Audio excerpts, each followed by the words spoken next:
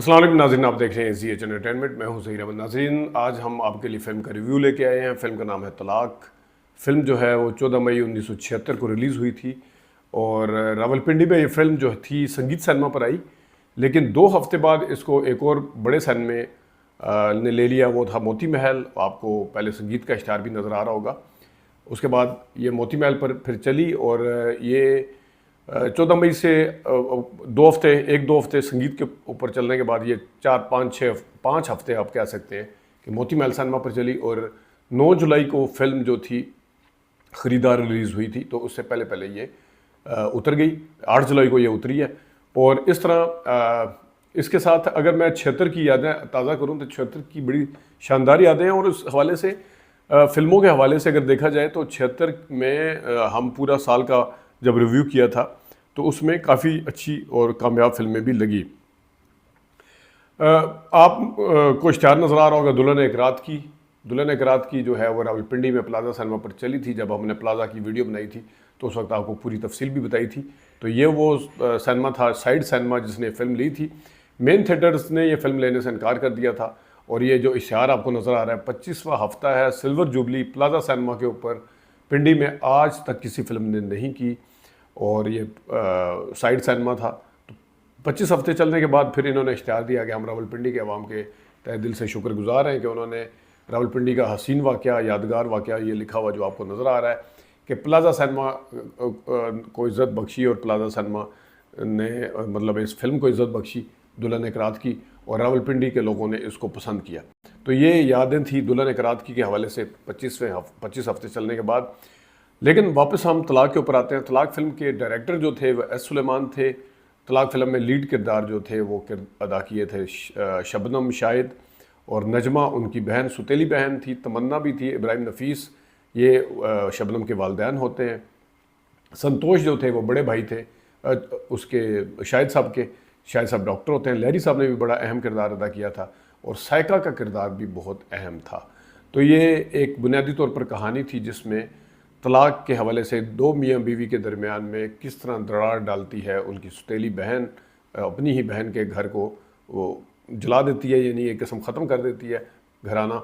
और इस तरीके से ये फ़िल्म जो थी इसकी कहानी जो थी वो लिखी थी नज़ीर अजमेरी ने। इसके डायलॉग जो थे बशीर नियाज़ साहब ने लिखे थे, अच्छे डायलॉग थे। तो इसमें गलतफहमी की बुनियाद के ऊपर डॉक्टर मंसूर जो शाहिद का किरदार अदा किया, जिन्होंने शरारा जो थी वो विलन थी, एक किस्म की शबनम की बहन बनी थी। और इस तरीके से शबनम और जो थी वो तलाक लेके घर आ जाती हैं और इस तरह स्टोरी आगे बढ़ती है।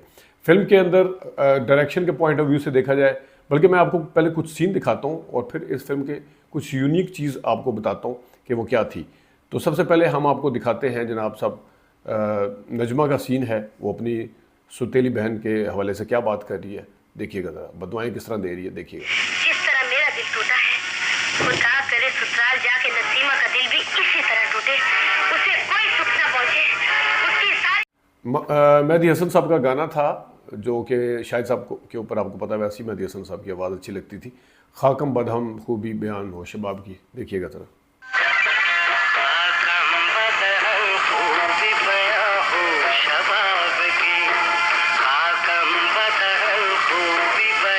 नाज़रीन, एक और गाना था मेरी सालगिरह है बोलो बोलो ना। ये शाहिद की बेटी और शबनम की बेटी गाती है। और इस फिल्म के इस गाने के हवाले से ये अमूमी तौर पे देखा गया कि बच्चों की आवाज़ें या नाहिद अख्तर या आयरन परवीन, माला, फिर महनाज ये करते थे, लेकिन इसमें बेबी मुसरत नाम की कोई थी जिसने ये गाया था। तो बच्ची से ही ये गाना गवाया गया था। तो देखिएगा ज़रा।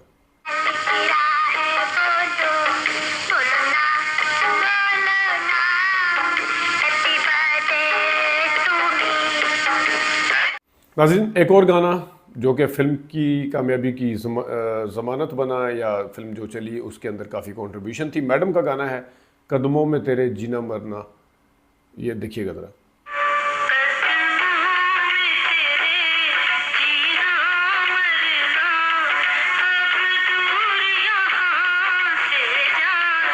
नाज़रीन, आपने देखा ये बुनियादी तौर पर जो धुन थी वो ली गई थी इंशा जी उठो अब कूच करो इस शहर में दिल का लगाना क्या। तो ये वहाँ से ली गई थी। तो वैसे मैडम नूरजहां ने जितना अच्छी तरीके से गाया उतनी अच्छी पिक्चराइजेशन भी है शबनम साहिबा की। तो आगे बड़ा अहम किरदार अदा किया लहरी साहब ने। लहरी साहब जो है उन्हें भूलने की आदत होती है और उनकी कॉन्टीन्यूटी इतनी ज़बरदस्त है बोलने की, डायलॉग बोलने की, किस जगह कौन सा लफ्ज़ बोलना है उसकी, मतलब है जिस तरह हम यहाँ पे हमने आपको कहीं देखा है या हम आपको नहीं जानते, फिर वो अपना तारुफ करवाता है सामने वाला बंदा, फिर उसके बाद कहते हैं हर दफ़ा अस्सलाम वालेकुम, फिर अस्सलाम वालेकुम। और इस तरह उनका किरदार बहुत अच्छा था। मुझे फील होता है कि स्पोर्टिंग उस क्षेत्र में, मुझे नहीं पता स्पोर्टिंग किसको मिला था, लेकिन इनको अवार्ड दिया जाना चाहिए था। उनको वहाँ से काफ़ी सारे अवार्ड मिले हुए, लेकिन स्पोर्टिंग का मुझे नहीं पता कि इसमें मिला या नहीं मिला, क्योंकि तलाक फिल्म को क्षेत्र में कोई अवार्ड तो उस तरह से नहीं मिल रहा था, लेकिन इनको दिया जाना चाहिए था। एक सीन मैं आपको दिखाता हूँ कि लहरी साहब कहते हैं कि हम पैदा हो चुके हैं या होने वाले हैं, जरा देखिए। अरे आपको अपना पैदा होना भी याद है? पैदा होना, हम पैदा हो चुके हैं या होने वाले हैं। कहानी के अंदर दिलचस्प मोड़ उस वक्त आता है जिस वक्त शाहिद साहब जो हैं, डॉक्टर मंसूर, एक मरीज़ा को अपने घर ले आते हैं और वो मरीज़ा खटकती है शबनम को, लेकिन उसके खटकने में ज़्यादा किरदार उनकी बहन शरारा नजमा का होता है, जो भड़काती हैं कि ये घर में क्यों लेके आए हैं इसको, ये तो तुम्हारी तो वक़्त ख़त्म हो जाएगी, तुम तो गए ही, तुम्हारा ये घर हो जाएगा।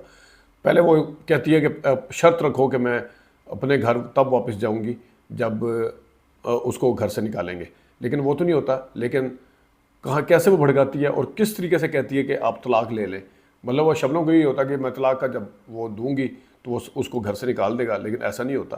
देखिए वो नजमा जो है, शरारा जिसने किरदार अदा किया, वो कैसे कह रही है कि आप तलाक ले लें। अब मैं क्या करूं? एक ही रास्ता है, तलाक मांगे।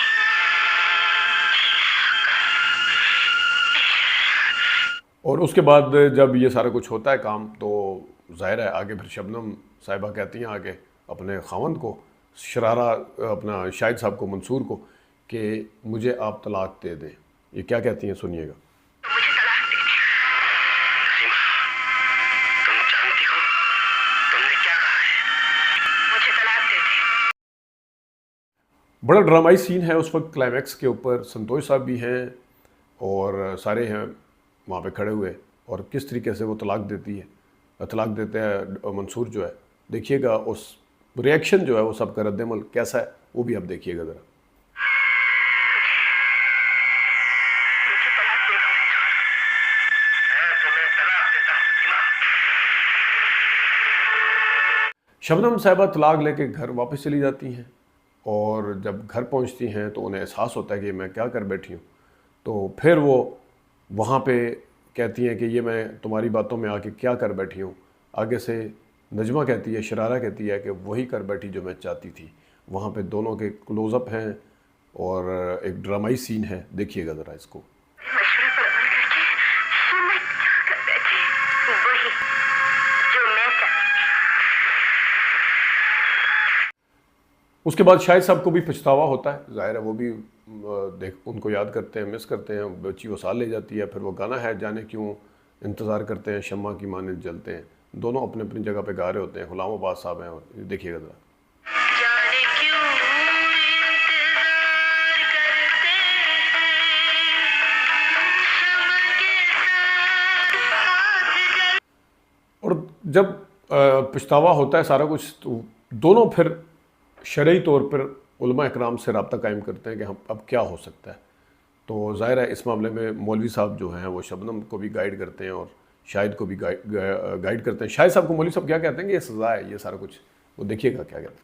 मैंने जो कुछ कह दिया है, इसके सिवा अगर कोई रास्ता है वो हराम है, गुनाह है, गैर इस्लाम।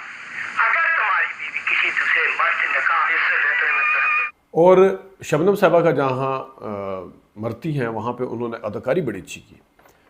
और अब देखिएगा कि उनकी आंखें जो हैं बिल्कुल एक साकत हुई हुई हैं, बिल्कुल उनके अंदर हरकत नहीं है और एक्सप्रेशन और सारे उसको वो कर रहे हैं। तो बड़ा अच्छा वो सीन दिया उन्होंने, देखिएगा ज़रा।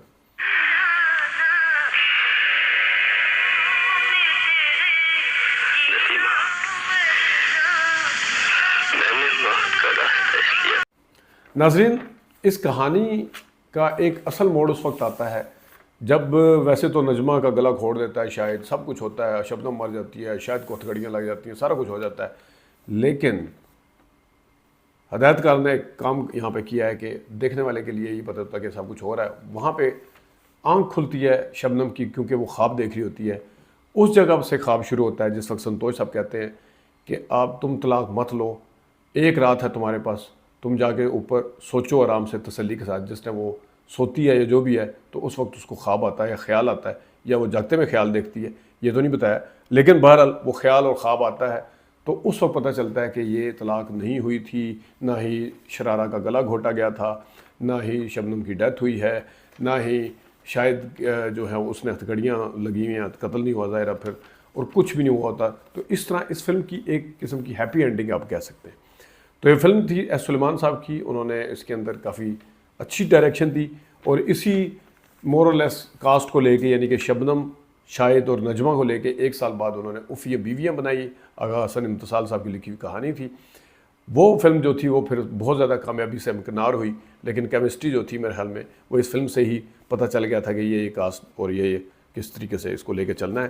स्पोर्टिंग अदाकारों ने भी अच्छा काम किया, इब्राहिम नफीस ने भी अच्छा काम किया, लैरी साहब ने बहुत कमाल का काम किया, तमन्ना ने हमेशा की तरह अच्छा काम किया, साइका का किरदार भी बड़ा अच्छा था और साइका ने उसको बड़े अच्छी तरीके से निभाया। अपना ख्याल रखिएगा, अभी तक के लिए इतनी इजाज़त दीजिए, अल्लाह।